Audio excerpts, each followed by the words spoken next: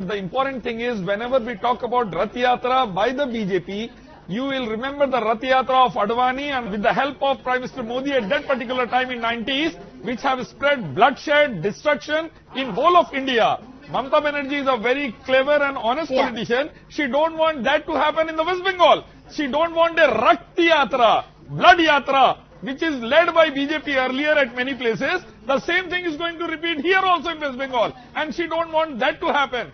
I am extremely sorry to say our High Court have literally missed that particular point, that the history have taught us these yatras brought nothing good for the nation, nothing good for Hindustan and Hindustanis. Rather, it has brought blood, destruction, disunity. No, but Mr. Shafiuddin, the court was very clear. Hindu politics is visiting temples, trying to impress the Hindu community. Hindutva politics is talking about Shamshan Khabristan, Ramzade, Haramzade, lynching of innocents by the Gaurakshak terrorists, and so on. There is a difference of chalk and cheese between these two. I want to say that Mamata Banerjee want Mr. Modi and his party to taste their own medicine now, as they forgot the politics of development, unity, politics of peace and harmony, and start brandishing themselves as the true Hindu leader by demolishing the masjids, by making a temple over there, or by starting the riots, etc.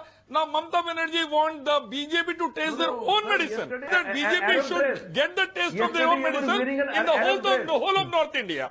Because the politics of development is no more working in the nation nowadays. Politics of hate is working nowadays, and that's what Mamata is trying to encroach upon now, I strongly believe. And I want to say the second point is, Mamata Banerjee is a very cunning politician. She's a cunning politician. She knows where to hit, at what time, to whom.